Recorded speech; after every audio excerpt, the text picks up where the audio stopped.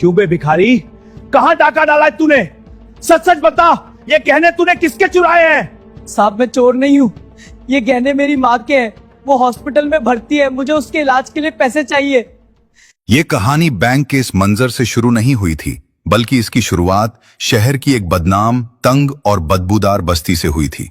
दिसंबर का महीना था, कड़ाके की ठंड पड़ रही थी। ऊपर से उस दिन मौसम भी बहुत खराब था। मूसलाधार बारिश लगातार बरस रही थी। कीचड़ से सनी गलियां, टपकती छतें और हर तरफ सन्नाटा था। उसी बस्ती की एक तंग सी झोपड़ी के अंदर, जहां ठंड से बचने का कोई इंतजाम नहीं था, सावित्री देवी बुरी तरह खांस रही थीं। उनकी खांसी रुकने का नाम ही नहीं ले रही थी। हालत इतनी खराब थी कि जब वो खांसती तो हर बार ऐसा लगता था जैसे उनकी सांस उखड़ जाएगी। ठंड के मारे उसका शरीर कांप रहा था। अपनी मां की ऐसी हालत को देखकर शेखर घबरा गया, लेकिन वो बेबस था। उसके पास अपनी मां का इलाज कराने के लिए पैसे नहीं थे। उसने अपनी फटी हुई पुरानी चादर अपनी मां के ऊपर डाली और उनका सिर अपनी गोद में रख लिया। उसके हाथ कांप रहे थे। उसकी आंखों में डर साफ दिखाई दे रहा था, लेकिन वो उसे छिपाने की नाकाम कोशिश कर रहा था। वो खुद को मजबूत दिखाने की कोशिश कर रहा था, लेकिन फिर अचानक उसे कुछ याद आ गया। उसे उम्मीद की एक किरण नजर आई। तभी सावित्री ने कांपते हुए और कमजोर हाथ से शेखर की कलाई पकड़ ली। उसकी आंखों में डर और चेहरे पर घबराहट थी, जैसे वो किसी अनदेखे खतरे से अपने बेटे को बचाना चाहती हो। उसने अपने बेटे से कहा, मैं जानती हूं तुम क्या सोच रहे हो। उसने कहा, नहीं शेखर, चाहे कुछ भी हो जाए, लेकिन तुम उस आदमी के पास मत जाना और उन गहनों को हाथ मत लगाना। भले ही हम इस ठंड में ठिठुर कर मर जाएंगे, लेकिन हम उसके सामने हाथ नहीं फैलाएंगे। शेखर समझ गया कि मां किसकी बात कर रही है। वो शहर का बड़ा बिजनेसमैन था और ये वही आदमी था जिसने 12 साल पहले दौलत और अहंकार के नशे में अपनी पत्नी और 2 साल के मासूम बेटे को सड़क पर बेसहारा छोड़ दिया था। उस रात भी बारिश हो रही थी और जाते जाते उसने अपनी पत्नी के सामने एक लोहे का बॉक्स और कुछ रुपए फेंकते हुए कहा था, ले ये भीख समझकर रख ले, लेकिन जिंदगी में कभी भी मेरी चौखट पर मत आना। उस अपमान और घर से बेघर होने का दर्द सावित्री के दिल में आज भी मौजूद था। वो बॉक्स आज भी झोपड़ी के एक कोने में दफन पड़ा था, जो हर रोज उन्हें उस दिन की याद दिलाता रहता था। लेकिन सावित्री ने आज तक उसे खोलकर नहीं देखा था, बल्कि उसने उसे मिट्टी में गाड़ दिया था, क्योंकि वो बॉक्स उसके लिए एक श्राप था, जिसे वो घर में रखना भी अशुभ मानती थी। सालों तक वो वहीं दबा रहा, लेकिन आज हालात ऐसे थे कि शेखर के पास सोचने का भी वक्त नहीं था। मां की सांसें बार बार उखड़ रही थी। बस्ती के पास वाले डॉक्टर ने साफ कह दिया था कि इसे बड़े अस्पताल ले जाओ और कम से कम 5 लाख रुपए का इंतजाम करो, नहीं तो इसका बचना बहुत मुश्किल है। डॉक्टर की बात सुनकर शेखर समझ गया था कि अब उस गड़े हुए अतीत को बाहर निकालना ही होगा। इसके बाद शेखर ने जैसे तैसे करके मां को समझाया और उसने कोने में पड़ी कुदाल उठाई। उसके हाथ कांप रहे थे। उसने खोदना शुरू कर दिया। लोहे की कुदाल चलाते हुए ठंड से उसकी उंगलियां अकड़ गईं, हथेलियां छिल गईं, लेकिन वो रुका नहीं। वो समय उसके लिए बहुत कीमती था, क्योंकि अगर वो रुक जाता तो उसकी मां की सांसें भी रुक जाती। कुछ ही देर में कुदाल उस बॉक्स से टकराई। उसने जल्दी जल्दी हाथों से मिट्टी हटाई और तेजी से बॉक्स को बाहर निकाला, लेकिन उसे देखते ही 12 साल पुरानी वो बातें पल भर में आंखों के सामने घूम गई। उसने खुद को समझाया कि ये वक्त रोने और यादों में खोने का नहीं है, बल्कि ये संघर्ष करने का समय है। बॉक्स का ताला जंग खाकर कमजोर हो चुका था। उसने पत्थर उठाकर 2-3 जोरदार चोट मारी तो ताला टूट गया, और जैसे ही शेखर ने उसे खोला तो उसकी जान में जान आ गई। उसके अंदर सावित्री के शादी के कंगन और कुछ गहने थे। हालांकि ये उसकी मां की निशानी थी, लेकिन उस वक्त उसने कुछ नहीं सोचा, क्योंकि वो ये सब मां को बचाने के लिए ही तो कर रहा था। उसने जल्दी जल्दी उन गहनों को एक कपड़े में लपेटा और फिर एक प्लास्टिक के थैले में डालकर झोपड़ी से बाहर निकल गया। बाहर अब भी तेज बारिश हो रही थी और गली में कीचड़ ही कीचड़ और हड्डियों को जमा देने वाली ठंड पड़ रही थी। लेकिन शेखर नंगे पैर ही दौड़ पड़ा। उसे अब सर्दी का एहसास नहीं हो रहा था। दौड़ते वक्त उसे कंकड़ चुभ रहे थे, लेकिन उसने एक बार भी रुककर नहीं देखा। वो उस समय बस यही सोच रहा था कि किसी भी तरह करके मां को बचाना है, क्योंकि मां के सिवा शेखर का इस दुनिया में कोई नहीं था। जब वो दौड़ता हुआ जा रहा था तो एक चौराहे पर खड़े हुए कुछ लड़के हंसी मजाक कर रहे थे। शेखर को देखते ही उनमें से एक ने हल्का सा पैर आगे कर दिया। शेखर संतुलन खो बैठा और सीधे कीचड़ में जा गिरा। थैला उसके हाथ से छूटकर दूर जा गिरा। कीचड़ में सने शेखर को देखकर सभी लड़के जोर जोर हंसने लगे।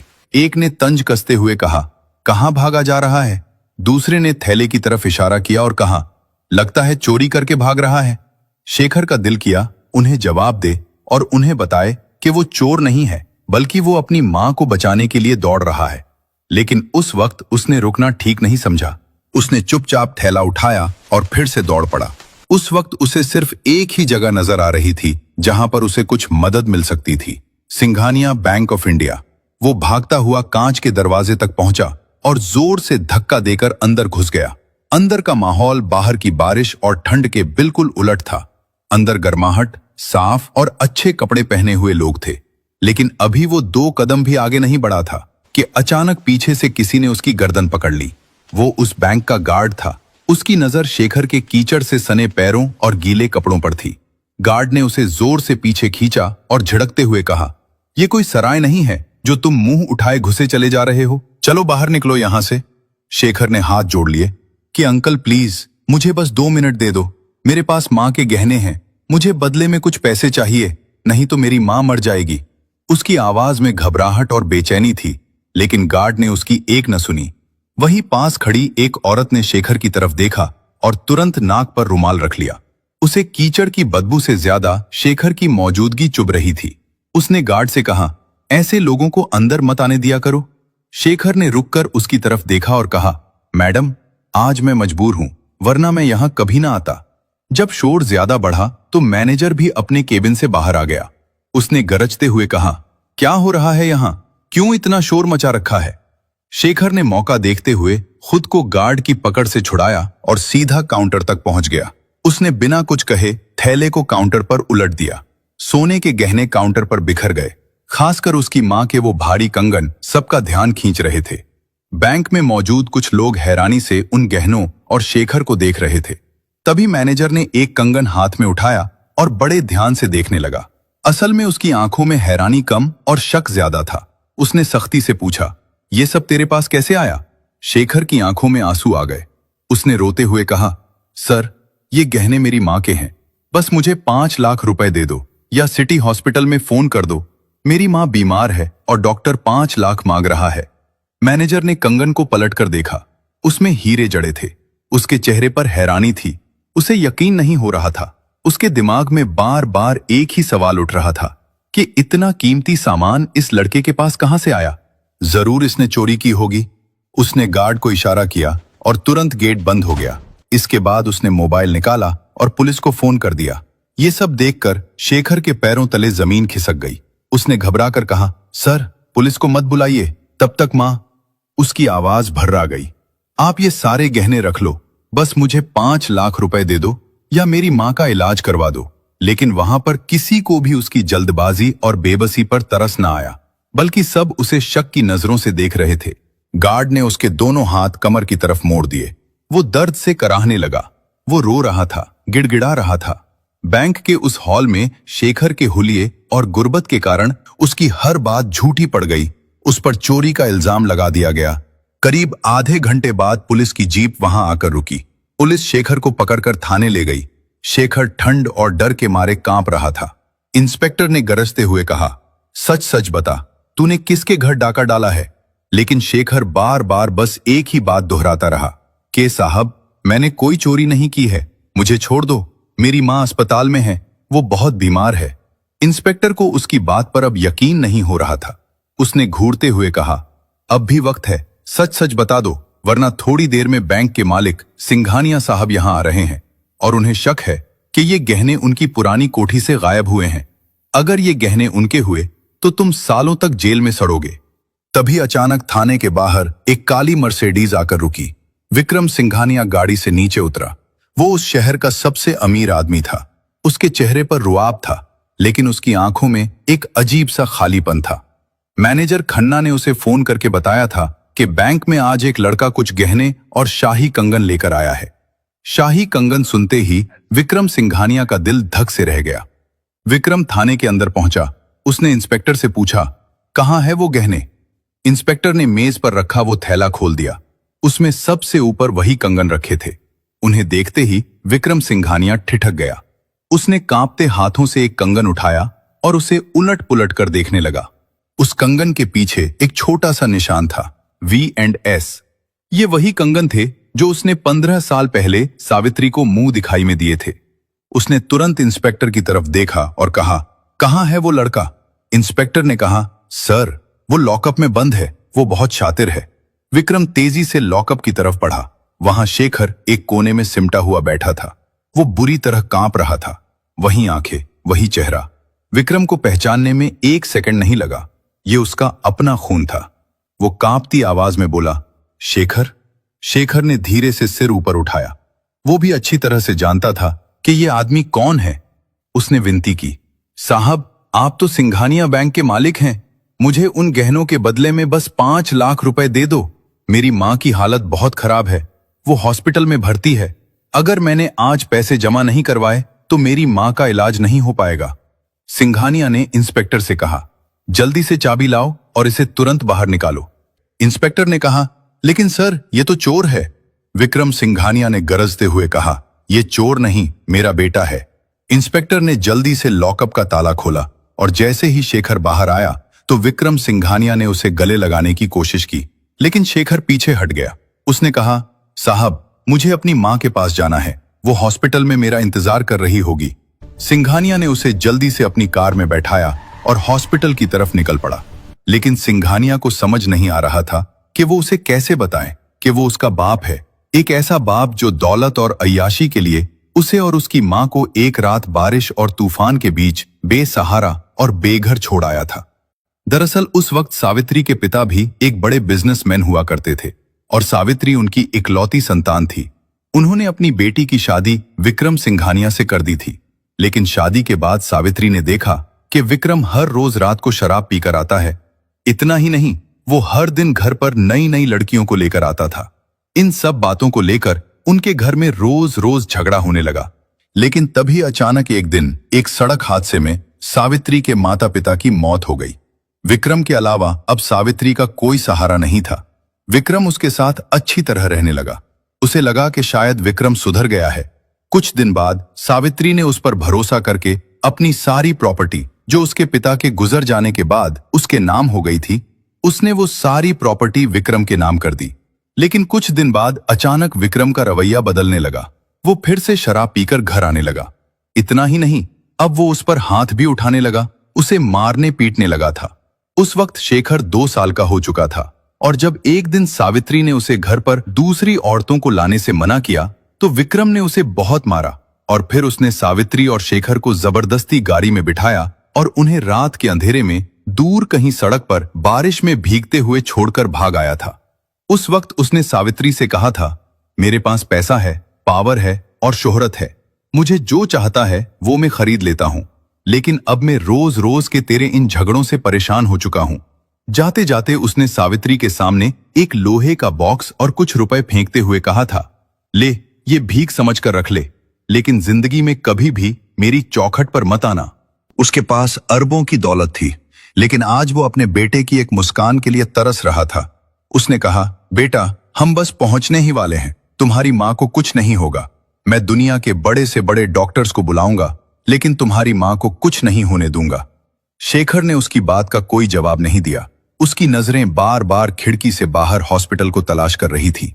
थोड़ी देर बाद उनकी गाड़ी सिटी हॉस्पिटल के गेट पर आकर रुकी। शेखर तेजी से उतरकर अंदर की ओर भागा। विक्रम भी उसके पीछे भागता हुआ अंदर आता है। शेखर रिसेप्शन पर पहुंचा। उसने कहा, सावित्री पेशेंट है जो इमरजेंसी वार्ड में है। नर्स ने रजिस्टर खोला और फिर शेखर की तरफ देखा। उसकी नजर में दया थी। नर्स ने धीरे से कहा, बेटा आप थोड़ा लेट हो गए। शेखर के कदम लड़खड़ा गए। उसी वक्त इमरजेंसी वार्ड का दरवाजा खुला। 2 वार्ड बॉय एक स्ट्रेचर बाहर ला रहे थे। विक्रम सिंघानिया भी शेखर के पीछे खड़ा था। उसने भी वो मंजर देखा तो उसके पैरों तले से जमीन खिसक गई। उसकी वो दौलत और पावर, वो बैंक बैलेंस, सब कुछ उस एक पल में मिट्टी में मिल गया। शेखर धीरे धीरे स्ट्रेचर के पास आया। उसने कांपते हाथों से चादर हटाई। अब सावित्री का चेहरा शांत था। अब वो दुनिया के हर दुख से आजाद हो चुकी थी। लेकिन उस वक्त शेखर रोया नहीं। उसकी आंखों से आंसू सूख चुके थे। वो बस अपनी मां के चेहरे को देखता रहा। विक्रम घुटनों के बल गिर पड़ा। सावित्री, मुझे माफ कर दो सावित्री। उसने शेखर के कंधे पर हाथ रखने की कोशिश की, लेकिन शेखर ने उसके हाथ को झटक दिया। उस झटके में इतनी नफरत थी कि विक्रम लड़खड़ाकर पीछे गिर गया। शेखर ने अपने हाथ से वो गहनों का थैला उसके सामने उलट दिया। उसकी 16 साल की मासूमियत मर चुकी थी। अब उसकी आंखों में सिर्फ नफरत और बदले की आग थी। रोइए मत मिस्टर सिंघानिया, आपको तो खुश होना चाहिए, आज आपकी जीत हुई है। विक्रम ने रोते हुए कहा। बेटा, मुझे माफ कर दो, बस मुझे एक मौका दे दो, शेखर ने गरजते हुए कहा। जब मेरी मां घुट घुट कर सांसें ले रही थी तब आप नहीं थे। जब मुझे भूख लगी आपने मुझे रोटी नहीं दी। जब लोग मुझे कचरा वाला बुलाते थे तब भी आप नहीं थे। और आज जब मेरी मां की सांसों की कीमत 5 लाख रुपए थी तो आपके बैंक वालों ने मुझे चोर बनाकर सलाखों के पीछे डाल दिया। शेखर ने फर्श पर पड़े उन गहनों की तरफ इशारा किया और कहा, उठा लीजिए इन्हें, शायद आपकी तिजोरी भरने में काम आ जाएंगे, क्योंकि अब आप इनसे मेरी मां की एक सांस तक नहीं खरीद पाओगे। विक्रम गिड़गिड़ाता रहा। बेटा, मुझे जो चाहे सजा दे दे, लेकिन अब मुझे छोड़कर मत जा। शेखर अपनी मां के स्ट्रेचर को लेकर आगे बढ़ गया। उसने पलटकर विक्रम को आखिरी जवाब दिया। मिस्टर सिंघानिया, आप तो अनाथ नहीं थे, लेकिन आज आपने मुझे अनाथ कर दिया है। आप अपनी दौलत और शोहरत के साथ खुश रहिए, मैं तो अपनी मां की यादों के साथ ही खुश हूं। इसके बाद वो हॉस्पिटल के बाहर खड़ी एम्बुलेंस के पास पहुंचा। उसने अपनी मां के स्ट्रेचर को एम्बुलेंस में रखा और वो विक्रम सिंघानिया की नजरों से हमेशा हमेशा के लिए ओझल हो गया। दोस्तों, अगर कहानी पसंद आई हो तो इसे लाइक और शेयर करें। ये कहानी पूरी तरह काल्पनिक है। ये सिर्फ और सिर्फ मनोरंजन और सीख के उद्देश्य से बनाई गई है। किसी भी असल घटना या व्यक्ति से इसका कोई संबंध नहीं है। कि जब यह लड़का तिजोरी से पैसे निकाल रहा था तो क्या किसी ने इसे देखा था? इंस्पेक्टर ने सिर झुकाते हुए कहा कि नहीं सर। उन्होंने जोर से अपना लकड़ी का हथौड़ा मेज पर मारा और कहा कि बिना किसी चश्मदीद गवाह के और पूरी जांच किए बिना आपने एक नाबालिग लड़के को लेकिन बात यहीं खत्म नहीं हुई। जज सूर्यकांत ने राघव को पुलिस लॉकअप में भेजने के बजाय अदालत के ही एक सुरक्षित कमरे में रखने का आदेश दिया, ताकि उसे पुलिस की मार से बचाया जाए। मां की फिक्र खाए जा रही थी। वह जानता था कि बिना दवा के उसकी मां की सांसें उखड़ने लगेंगी। कोर्ट खत्म होने के बाद जज साहब अपने चैम्बर में चले गए, लेकिन उनके दिमाग में तूफान उठ रहा था। वह लड़ हुए कहा कि राजवीर, मुझे अदालत के इन कागजों पर बिल्कुल भरोसा नहीं है। तुम सादे कपड़ों में जाओ और सेठ दीनानाथ के घर के नौकरों और आस पहुंचा। डीसीपी राजवीर ने जज साहब का आदेश माना और तुरंत अपनी गुप्त जांच शुरू कर दी। रात भर जांच चली। सेठ दीनानाथ के घर के पास रहने वाले एक पुराना खड़े कर दिए। अगले दिन कोर्ट रूम में फिर से भारी भीड़ जमा थी। राघव कटघरे में खड़ा था, लेकिन आज उसकी आंखों में एक अजीब सी खामोशी थी। वह रो नहीं, धकते हुए अंगारे जैसा लाल था। उन्होंने डीसीपी राजवीर को इशारा किया। डीसीपी राजवीर आगे आए और उन्होंने एक फाइल जज। यह सुनते ही पूरी अदालत में हंगामा मच गया। सेठ दीनानाथ का चेहरा पीला पड़ गया। डीसीपी राजवीर ने आगे बताया कि राहुल को सट्टेबाजी और जुएचोरी से 1 लाख रुपए निकाले और सट्टेबाजों को दे दिए। जब सेठ दीनानाथ को यह बात पता चली तो वह आग बबूला हो गया। लेकिन सेठ जी को अपने परिवार का काम खत्म करके अपने घर लौट रहा था। सेठ दीनानाथ ने एक खौफनाक साजिश रची। उन्होंने अपने एक नौकर से कहकर राघव के थैले में अपने पास से कुछ पैसे रखवा दिए। तले जमीन खिसक गई। एक मासूम बच्चे की जिंदगी तबाह करने के लिए इतनी बड़ी और घिनौनी साजिश रची गई थी। सेठ दीनानाथ के घमंड की दीवार चकनाचूर हो गई थी। वह अब नजरें झुकाए कांप रहा था। जज सूर्यकांत तिवारी का गुस्सा